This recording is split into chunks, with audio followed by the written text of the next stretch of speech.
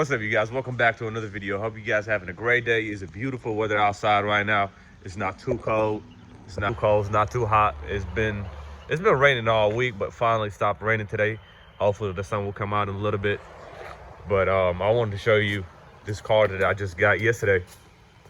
This is a 2015 Chevy Impala that we got off the auction yesterday. And then this is a flood damage. This is a water damage car. We got the car, and then I looked at it. First thing I did, I lift up this air box, took the air filter out, and then you see all that dirt. Seemed like water had got in there, and then so I knew it wasn't gonna crank because, and I didn't want to damage the engine either. So first thing I did, I took the ignition coils out. I took the engine cover, got the ignition coils out, 4 screws, 10 millimeters, took them off, and then I got to the spark plugs. I took the spark plugs off one cylinder. This cylinder right here, it had some water on it. So spin the motor, took the water off, put the spark plugs back in there, cranked it, it start, and then I had it running for a few seconds. Engine was smooth, engine was good until I looked underneath the engine, underneath the car, and then it had a bad oil leak. And I took a little video of where the leak was, and then so I zoomed in because my eyes weren't seeing it. It was like behind the compressor and the alternator. I couldn't get a good look at it with my eyes, so I started recording with my phone, and I got a video that I'm gonna put it there and let y'all see it in the picture of where the crack is at, because I had to zoom in for me to see the crack. But yeah, that's what's going on with this car. Water damage, not too bad. I don't think the water level got to the inside of the car. It is a little bit dirty of me getting in and out. It was raining yesterday, and then where I had to park, what I had the car parked at, it was mud, water, and dirt. So got a little bit dirty in there. But we're gonna be taking this engine out today, throwing another one in there, and then I have this car. I put in a motor in there, and I put a clutch and got that done. Waiting on the customer to give me a headlight. His headlight is bad. He want me to change the headlight. That's why the bumper is not on and the rest of the stuff. But yeah, we got to take the motor out of this one, replace it, and I got a few cars here that I need to work on too. I got this Dodge right there, got some transmission problems, Genesis, that got a few issues that I need to put together. This Volkswagen check engine light, that Beamer, I think we're going to be doing a transmission swap on that Beamer later on too. This Catback right here, it got a bad transmission, and there's a few other things that I'm gonna be doing. So you guys make sure you stay tuned for this video. I know for sure you're gonna love seeing me doing a transmission swap on this car. And I don't know if you guys remember the CRV. Got it all back together, got the harness wire, the car bits, the seats back on, dash back on, but the transmission had some water in it, and then I'm waiting on them to send me another transmission. So we'll get that transmission swapped and get this car out of here, because I'm tired of seeing it here. This car been here for like a damn month now, and I'm tired of just looking at it. But yeah, sorry that I haven't been posting videos like that. I did promise that I'll be trying to post video every week, but been kind of busy with the shop, getting it set up, getting the lift in there. Finally got one lift in there. I was trying yesterday to put another lift in there, but got kind of tired and left that one. Didn't finish it, but this one we got it done. And thank God I got at least one lift set up right now where I can use it, do engine swaps, that type of work, where it makes my job a lot easier than not having a lift and then gotta jack up the car on the floor and this, that. So let's get to it, get that engine swapped, and we'll go from there.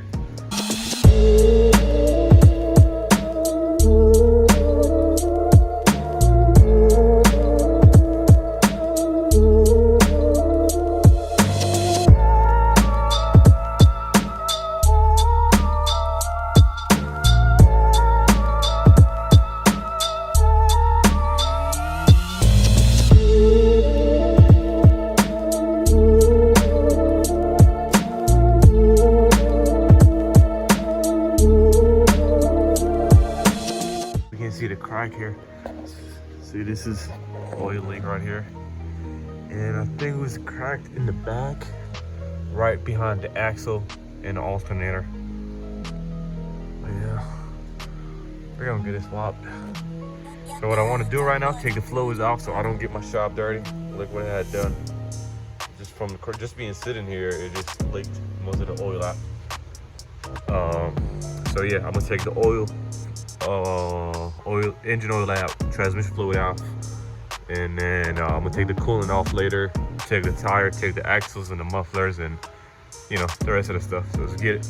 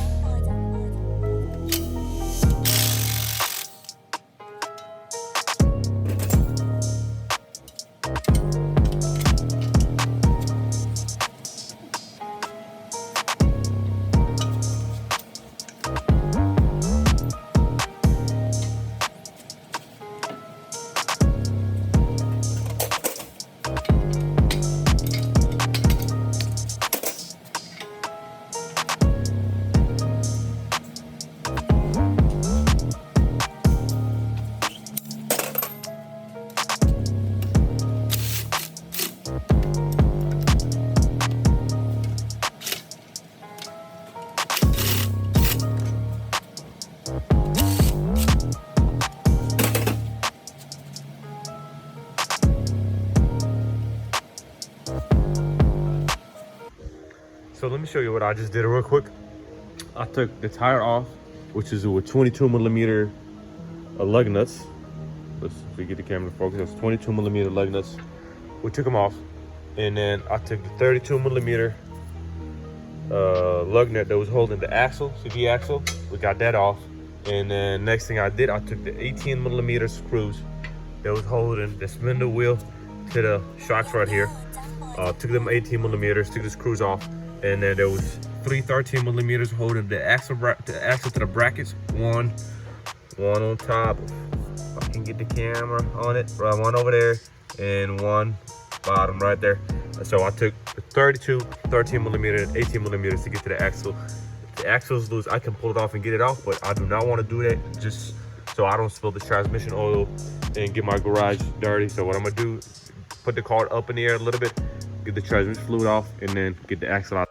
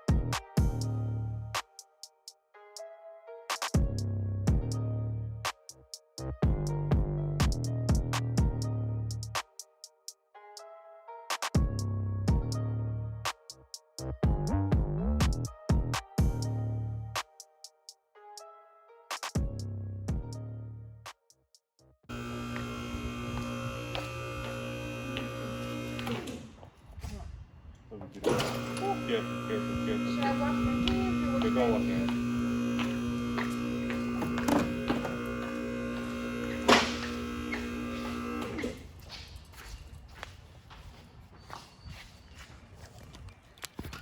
So I finally got this damn motor out. It was honestly my first time getting it off this Chevy Impalas. I thought I was gonna have enough space to pull it out from the top without, you know, dropping the whole thing down. And then I was being a little bit lazy. I didn't want to take the alternator and compressor and that stuff out to have more space. So I pulled it out and it was a little bit tight in there. It gave me a little bit hard time, but we finally got it out with no damage. But this is what I was trying to show y'all right now, is this little crack right here. Let me see. Yep, right here. There's a little bit. Yep, that's what it was leaking the oil from. It's weird. I don't know if they had started it before. I don't know if I broke it while I was working on it. Because just like what I said, engine was locked. I tried to turn in my hand, it wouldn't move. So the first thing I did, took the spark plugs and stuff out to get the water, and then it took a little bit water out. A little bit water came out, but it wasn't too much where like it locked the whole motor. So it was either before they trying to crank it while it still had some water on the piston, and then as soon as they cranked it, they tried it a few times until it cracked that motor right there. But you know, no worries. Got the car for the good price. I wasn't, you know, too mad or tripping at all over the engine being bad. Those engines are dirt cheap. Like they cheaper than front bumper, probably, yeah. But yeah, got the motor out. I'm gonna have to put the spindle wheel back on, because the junker that was supposed to sell me the motor, that engine was broken too, so they had to get another one off a different car. So by the time, it's gonna take them a good few hours by the time they pull up the car and get the motor out. So, and I got a lot to do, so I got to put the tire back on it, get this car rolling, get it out of here, and then jump up to the next one. We finally got the motor for the Impala. It is Monday. I took this motor out Friday, and I finally just got the other motor in right now. So there's a few things that I need to swap, like the catalytic converter is broken here. Actually, it's missing. That's the header right here, and it's damaged. So I got to get it off my old engine. And compressor is missing, alternator. That's how junker work. They usually don't put these parts in, or they don't leave it on the engine. The throttle body and stuff like that. So before I start swapping these things, I want to go ahead and get the harness wired out, because it is cut, and then there's a few hoses that are cut. So I want to take the harness wire out, and then after I take the harness wire out, I'm gonna try to put the engine in on the car without the catalytic converter, the compressor, and the alternator, so I can have some space to put it in there. Because last time when I pulled the motor like that, it was too tight. I didn't have no space on the side, or yeah, like the bag by the firewall, the radiator, and on that side right here too, it was a little bit too tight. You know, I don't want to take that risk again, or me mind damaging the car. So yeah, let's get the harness wired out, get that damaged header out, and then make sure this motor is good, and then we're gonna throw it on the car. So let's get it.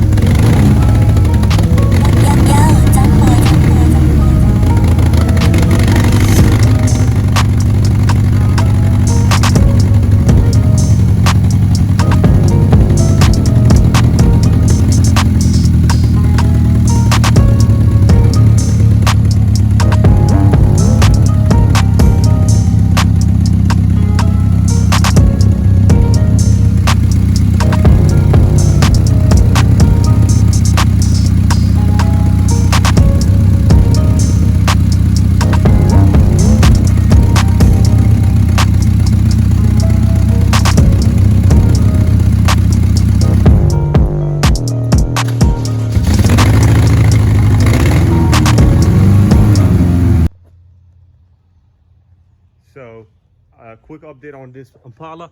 I got the muffler in, I got the compressor on, I got the belt on, got the CV axle in there, put my suspension back together. I'm not gonna put the inner fender and these stuff back on because I still gotta fix the bumper and you know, put the bumper on, and then I mean, I'm not gonna put the tire on yet because I still gotta put the bumper, and if I put the tire in here, I'm not gonna have enough space for me to put the bumper and screw it on. It's gonna be a little bit tight. I know I can still turn the steering and tie the inner fender, but this is not what I want to do. I want to put the bumper on perfectly nice, and then, you know, have enough space for me to put the inner fender on, tie it, make sure it's looking good, and then so yeah, it's almost done right now. I just gotta put the AC lines back on, tie them, and put some fray on and put some coolant and just let it run. So let's get it.